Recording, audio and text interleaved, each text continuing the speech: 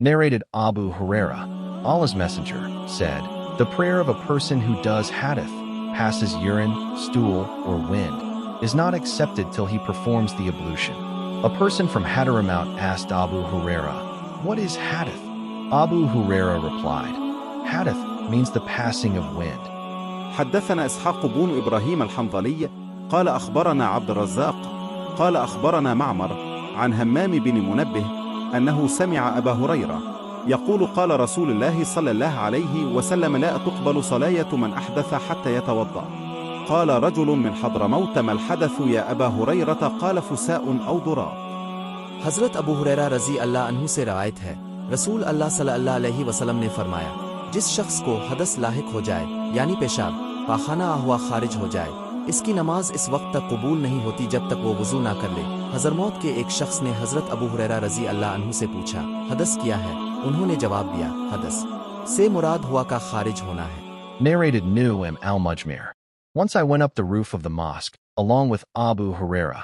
He performed ablution and said, I heard the Prophet saying, on the day of resurrection, my followers will be called al-Ghurul, Muhajilan, from the trace of ablution, and whoever can increase the area of his radiance should do so, i.e., by performing ablution regularly.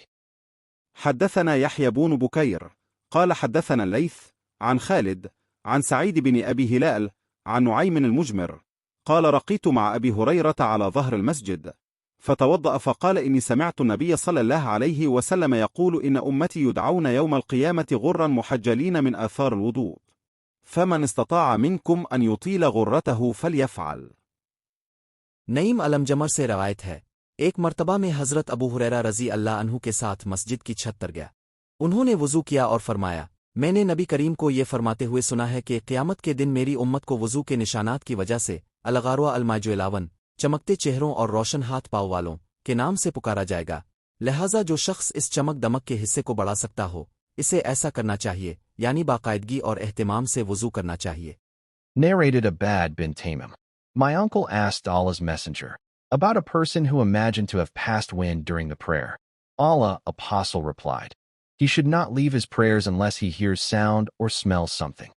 حدثنا علي قال حدثنا سفيان قال حدثنا الزهري عن سعيد بن المسيب وعن عباد بن تميم عن عمه أنه شكى إلى رسول الله صلى الله عليه وسلم الرجل الذي يخيل إليه أنه يجد الشيء في الصلاة، فقال: لا ينفتل أو لا ينصرف حتى يسمع صوتا أو يجد ريحا.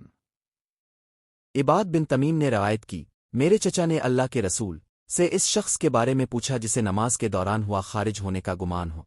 अल्लाह के रसूल ने जवाब दिया, इसे अपनी नमाज नहीं छोड़नी चाहिए जब तक कि वो हुआ खारिज होने की आवाज ना सुन ले, इसकी वो महसूस ना कर ले।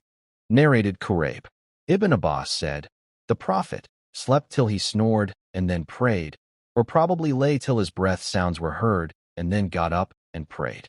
Ibn Abbas added, I stayed overnight in the house of my aunt, Maymunah.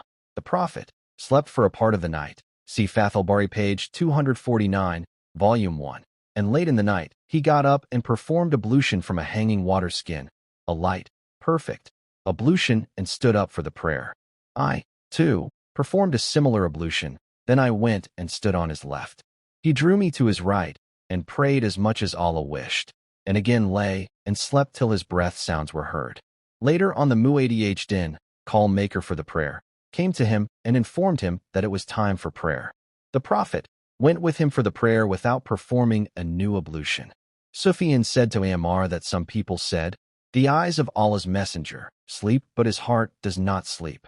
Ammar replied, I heard Ubayd bin Umar saying that the dreams of prophets were divine inspiration, and then he recited the verse, I, Abraham, see in a dream, O my son, that I offer you in sacrifice to Allah.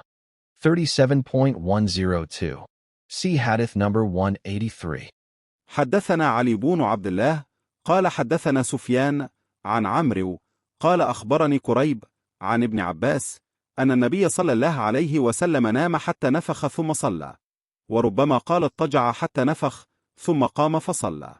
ثم حدثنا به سفيان مرة بعد مرة عن عمرو وعن قريب عن ابن عباس قال: بت عند خالتي ميمونة ليلة، فقام النبي صلى الله عليه وسلم من الليل، فلما كان في بعض الليل قام النبي صلى الله عليه وسلم فتوضأ من شن معلق وضوءا خفيفا يخففه عمرو ويقلله، وقام يصلي فتوضأت نحوا مما توضأ، ثم جئت فقمت عن يساره، وربما قال سفيان عن شماله، فحولني فجعلني عن يمينه، ثم صلى ما شاء الله، ثم اضطجع فنام حتى نفخ، ثم أتاه المنادي فآذنه بالصلاة، فقام معه إلى الصلاة فصلى ولم يتوضأ. قلنا لعمرو إن ناسا يقولون إن رسول الله صلى الله عليه وسلم تنام عينه ولا ينام قلبه. قال عمرو: سمعت عبيد بن عمير يقول: رؤيا الأنبياء وحد. ثم قرأ: إني أرى في المنام أن يذبحك. करीब ने बयान किया, इब्न अब्बास रजी अल्लाह अन्हुमा कहते हैं कि रसूल अल्लाह सल्लल्लाहु अलैहि वसल्लम सोते रहे यहाँ तक कि खर्राटे लेते, फिर नमाज पढ़ी। गालिबन इस वक्त तक लेटे रहे जब तक सांस की आवाज़ ना आए, फिर उठकर नमाज पढ़ी। इब्न अब्बास रजी अल्लाह अन्हुमा ने मजीद कहा, मैं अपनी खाला मैमूना के घर रात ठहरा। रसूल अल्लाह सल्लल्लाहु अलैहि वसल्लम रात का कुछ हिस्सा सोते रहे। मुलाहजा हो फतह अलबारी सफ़हा 249 जल्द 1। और रात गए अपने उठकर पानी की लटकी हुई खाल से वज़ू किया, एक हल्का कामिल वज़ू किया, फिर मैंने भी इसी तरह वज़ू किया, फिर मैंने भी वज़ू किया और वज़ू किया, और इसने मुझे अपनी दाएं तरफ मुतवज्जे किया, और जतनी अल्लाह ने चाहा नमाज पढ़ी, और फिर लेट गए यहाँ तक कि इसके सांस की आवाज़ सुनाई दी, और इसे बताया कि नमाज का वक्त हो गया है, और रसूल अल्लाह सल्लल्लाहु अलैहि वसल्लम बगैर वज़ू के नमाज के लिए तशरीफ़ ले गए। सुफियान ने उमरो रज़ी अल्लाह अन्हु से कहा कि बाज़ लोगों ने कहा कि रसूल अल्लाह सल्लल्लाहु अलैहि वसल्लम की आंखें सोती हैं, लेकिन आपका दिल नहीं सोता। उमरो ने जवाब दिया कि मैंने उबैद बिन उमर रज़ी अल्लाह अन्हुमा को ये कहते हुए सुना कि अंबिया के ख्वाब वही इलाही थे। फिर उन्होंने ये आयत तड़ी, मैं इब्राहिम ख्वाब में देखता हूँ कि ए अल्लाह मैं अपने बेटे को कुर्बानी करता हूँ। 37.102 ده حدث نمبر 183